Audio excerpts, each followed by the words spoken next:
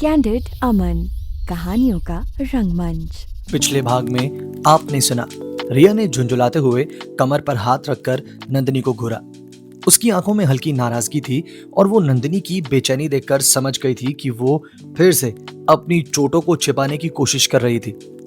नंदिनी के चेहरे पर घबराहट साफ नजर आ रही थी और वो बेचैनी से अपने कंधे पर ब्लैक स्टॉल सही करने में लगी हुई थी। रिया ने उसके हाथ से स्टॉल खींचकर जमीन पर गिरा दिया, जिससे नंदिनी थोड़ा घबरा गई। उसकी बड़ी बड़ी आंखें शर्मिंदगी और डर की वजह से सहम सी गई थी। रिया की आंखों में चिंता के साथ गुस्सा भी था। उसे नंदिनी की पीठ पर पड़े निशानों का एहसास था, जो उसको ड्रेस की ऑफ शोल्डर डिजाइन से छलक रहे थे।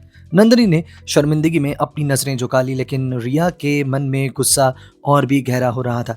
उसने धीरे से नंदिनी की पीठ पर कंसीलर लगाकर निशान छपाए ताकि कोई पार्टी में ये देख ना सके।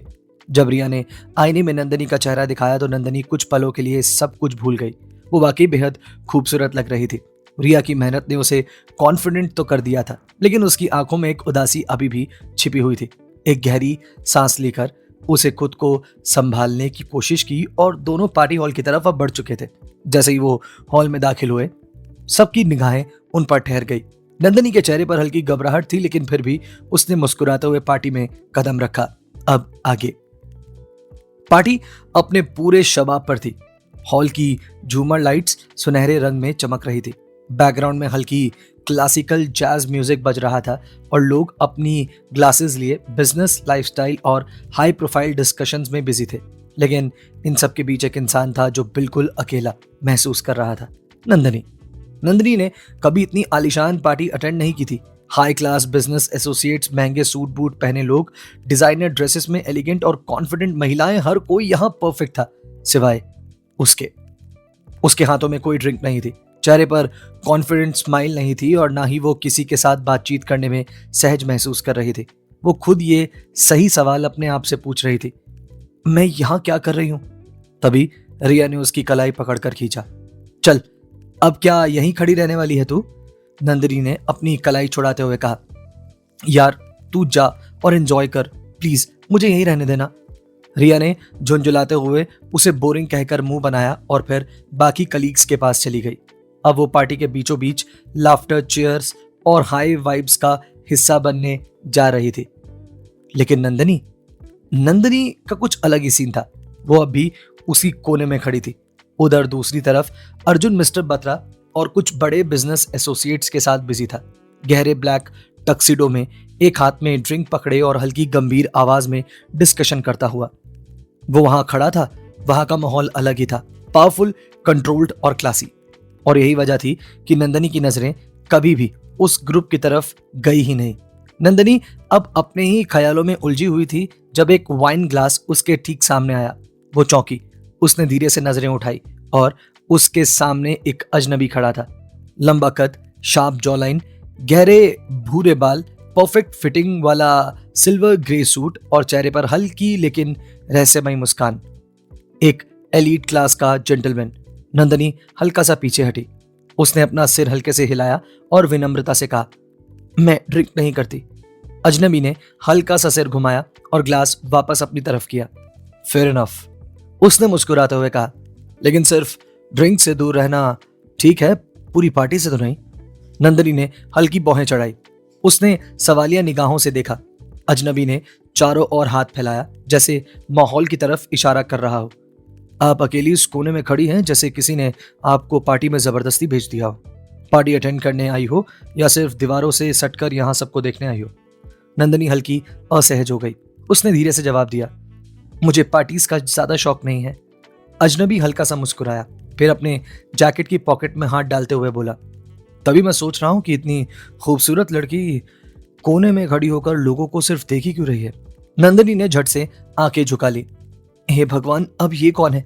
उसके दिल की धड़कन तेज होने लगी। उसे ऐसा अटेंशन मिलने की आदत नहीं थी। उसने आगे हाथ बढ़ाया और कहा, वैसे मैं वीरेन बत्रा हूं। उसकी आंखों में अब वही चार्मिंग एक्सप्रेशन था। नंदिनी हल्के से फिर बड़बड़ाने लगी और उसने सिर हिलाते हुए कहा, नंदिनी कोहली, लेकिन उसने हाथ नहीं मिलाया।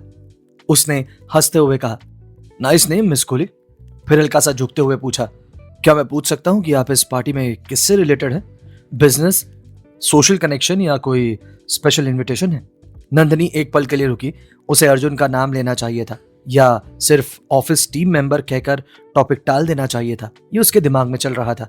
उसके दिमाग में सवाल घूमने लगे, लेकिन इससे पहले कि वो कुछ बोलती, दूर खड़ा अर्जुन, जो अब तक अपनी मीटिंग में बिजी था, अचानक उसकी नजर खुद ब खुद उस कोने की तरफ मुड़ गई। उसने देखा नंदनी और वो अजनबी एक साथ। नंदनी के चेहरे पर हल्की झिझक थी, लेकिन अजनबी पूरी तरह से कॉन्फिडेंट लग रहा था। अर्जुन की आंखें हल्की सी सिकुड़ गई।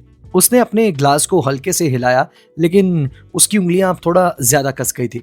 और नंदनी, वो अब भी वीरेन के सवाल का जवाब सोच रही थी।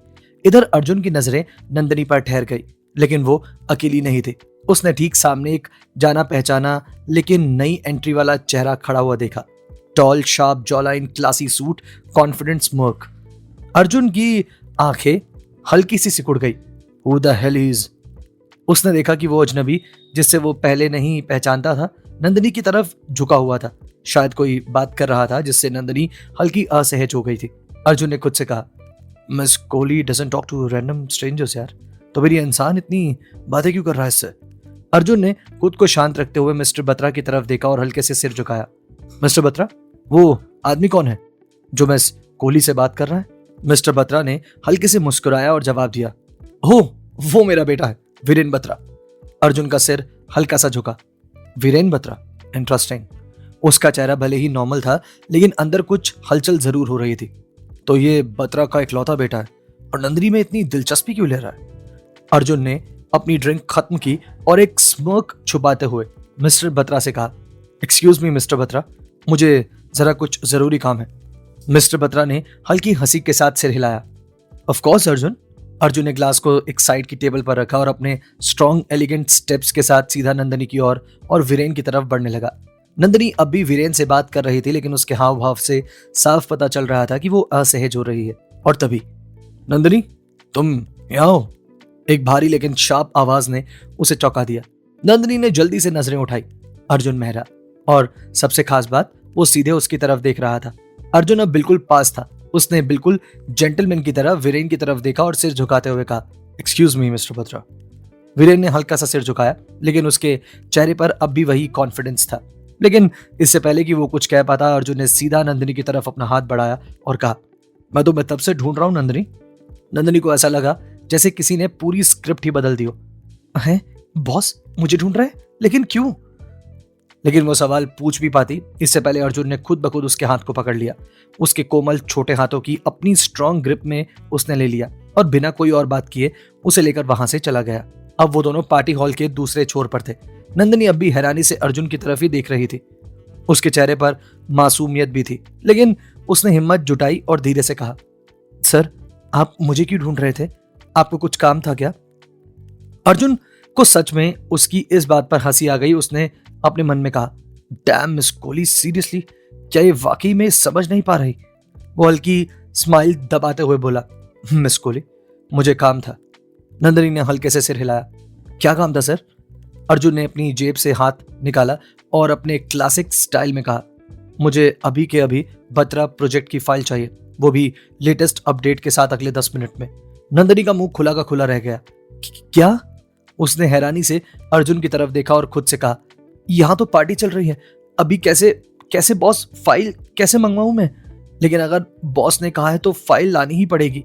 नंदनी अपने सोच में उलझी हुई थी। वहां से एक कदम आगे बढ़ाती उससे पहले ही अर्जुन ने उसकी कलाई थाम ली। अर्जुन ने हल्का सा सिर झुकाया और फिर नंदनी से कहा, वेयर? नंदनी ने जवाब दिया, सर, वो फाइल मेरे रूम में है, मैं बस 10 मिनट में लेकर आती हूँ। एक हल्की हंसी दबाते हुए उसने कहा, मजाक था miss Kohli, don't be so serious, just enjoy the party. उसके चेहरे पर हल्की सी मुस्कान थी, लेकिन उसकी आंखों में कुछ और था। वो अभी भी नंदनी का हाथ पकड़े हुए था। जब उसे एहसास हुआ कि नंदनी की बड़ी बड़ी गहरी आंखें सीधे उसके चेहरे पर टिकी हुई थी, तो उसने तुरंत उसकी कलाई छोड़ दी। नंदनी हल्का सा पीछे हट गई। इधर अर्जुन के दिमाग में अचानक एक हल्की हंसी दौड़ गई। डैम, ये मैं क्या कर रहा था? उसने अपने बिहेवियर को थोड़ा अजीब और चाइल्डिश माना। मुझे क्या जरूरत थी इतनी जल्दबाजी दिखाने की? इसी सोच में डूबा हुआ अर्जुन अपने ग्लास में एक सिप लेने ही वाला था कि अचानक, अर्जुन! एक मीठी लेकिन बेहद एक्साइटेड और एनर्जेटिक आवाज पूरे हॉल में गूंज गई। अर्जुन ने हल्का सा सिर घुमाया और अगले ही पल वो चौंक गया क्योंकि कोई सीधा आकर उससे गले लिपट चुका था। What the? उसकी बाहें एक सेकंड के लिए जड़ हो गई थी और वो कोई और नहीं बल्कि मायरा थी। एक जबरदस्त perfectly body shape, red lipstick और गजब का ऑरा, एक एलिगेंट कॉन्फिडेंट और ब्यूटी विद ब्रेन्स। जहां से भी गुजरती नजरें खुद ब खुद उसकी तरफ खिंच जाती और अब वो अर्जुन मेहरा की बाहों में थी। अर्जुन ने जब होश संभाला तो उसने हल्के से मायरा को खुद से दूर किया और उसकी तरफ देखकर सवालिया नजरों से पूछा, मायरा तुम यहाँ क्या कर रही हो? मायरा ने एक चंचल मुस्कान के साथ अर्जुन के चेहरे पर हल्का सा अपना हाथ फेरा और उसके गालों पर अपनी उंगलियां फिराते हुए कहा, अर्जुन तुम्हारी याद मुझे यहाँ खींच लाई जान। अर्जुन ने भौहें चढ़ाई। सीरियसली? मायरा ने हल्का सा सिर झटका और कहा, ऑफ कोर्स बेबी, तुम क्या सोचते हो मैं इंडिया आऊं और तुमसे बिना मिले रह पाऊं? हाँ। अर्जुन ने अब भी अपने एक्सप्रेशंस ठंडे रखे। Baby not this again. Nandini जो अब तक इस पल को साइलेंट ऑब्जर्व कर रही थी अचानक ही अजीब महसूस करने लगी। उसका दिल थोड़ा तेजी से धड़कने लगा। बेबी ये लड़की कौन है? उसने खुद को कन्विंस किया कि ये उसकी प्रॉब्लम नहीं है। मैं कौन होती हूँ सोचने वाली, कोई भी हो। लेकिन फिर भी मायरा और अर्जुन को इस तरह क्लोज देखना कुछ अजीब सा लग रहा था उसको। वो हल्के हल्के पीछे हटने लगी लेकिन मायरा की नजर अब उस पर पड़ चुकी थी। मायरा ने अपनी शार्प आई लाइनर से सजी आंखों को हल्का सा छोटा किया और सिर झुकाकर नंदिनी को गौर से देखा। इंटरेस्टिंग। वो एक पल के लिए अर्जुन की तरफ पलटी और पूछा, वेट तुम इस लड़की को जानते हो? वो कुछ कहता इससे पहले ही मायरा ने एक हल्की नकली स्माइल देते हुए नंदिनी से पूरे लुक को ऊपर नीचे देखते हुए कहा, नाइस ड्रेस, न्यू लुक। हाँ। नंदिनी ने हल्का सा सिर हिलाया लेकिन कुछ बोली नहीं। मायरा ने हल्की हंसी के साथ अर्जुन की तरफ देखा। So no introductions? अर्जुन ने मायरा की तरफ एक गहरी नजर डाली, फिर शांत स्वर में कहा, मायरा ये नंदिनी है, मेरी पर्सनल असिस्टेंट। मायरा ने एक सेकंड के लिए हंसी रोकी और कोशिश करते हुए कहा, पर्सनल असिस्टेंट? लेकिन फिर उसके चेहरे पर हल्की तंज भरी मुस्कान आ गई। Oh so you have a girl PA now? Arjun ने बस हल्का सा सिर हिलाया। यस। मायरा ने सिर झुकाकर नंदिनी को गौर से देखा, फिर धीरे से बोली, पीए? इंटरेस्टिंग। नंदिनी को पहली बार महसूस हुआ कि उसकी प्रेजेंस किसी और को अखर रही थी। मुझे ऐसा क्यों लग रहा है कि ये लड़की मुझे गुस्से में देख रही है? वो असहज क्यों हो रही है? अर्जुन ने नोटिस किया कि नंदिनी धीरे धीरे पीछे हट रही थी। अर्जुन ने खुद से कहा, शी लुक्स अनकंफर्टेबल। उसका माथा हल्का सा सिकुड़ गया। अर्जुन ने अपनी ड्रिंक को हल्के से एक साइड टेबल पर रखा और एक स्ट्रॉन्ग लेकिन जेंटल टोन में कहा, नंदिनी अब तुम जा सकती हो। नंदिनी ने एक सेकंड के लिए अर्जुन की तरफ देखा और कहा, डिड यू जस्ट डिसमिस मी? उसने हल्की सांस ली और हल्का सिर झुका लिया। जी सर। और फिर वहां से चली गई। अब अर्जुन ने पूरी अटेंशन मायरा पर शिफ्ट कर दी। Okay Myra, now tell me, तुम यहाँ सच में क्यों आई हो? मायरा ने हल्की मुस्कान दी और कॉकटेल ग्लास उठाते हुए कहा, ओ बेबी तुम इतने हार्ड क्यों हो रहे हो? मैं तो बस तुम्हें देखना चाहती थी। अर्जुन की आंखों में हल्की शार्पनेस थी। रियली? Just that? मायरा ने हल्के से ड्रिंक सिप किया और जवाब दिया, और क्या? लेकिन अर्जुन जानता था कि मायरा इतनी सिंपल तो नहीं है। वो बस इंतजार कर रहा था कि वो कब अपने असली मकसद पर आएगी। उधर नंदिनी जैसे ही पार्टी हॉल से बाहर निकली उसका दिल तेजी से धड़क रहा था। ये कौन थी और अर्जुन सर ने उसे इतने अलग तरीके से रिसीव क्यों किया? उसके अंदर एक अजीब सा ख्याल लगातार चल रहा था जिसे वो समझ नहीं पा रही थी। क्या ये जलन थी या कुछ और? लेकिन उसने अपने अंदर उठते इस सवाल को कहीं दबा दिया था क्योंकि वो जानती थी कि अर्जुन मेहरा उसकी जिंदगी में सिर्फ एक बॉस थे और कुछ नहीं। कम से कम वो खुद से तो यही कह रही थी। क्या अर्जुन और नंदिनी के बीच पनपने लगी है फीलिंग्स? क्या रंग लाएगा मायरा का वहां आना? और क्या होगा वीरेन बत्रा के नंदिनी में बढ़ते इंटरेस्ट का अंजाम? जानेंगे कहानी के आगे के सफर में।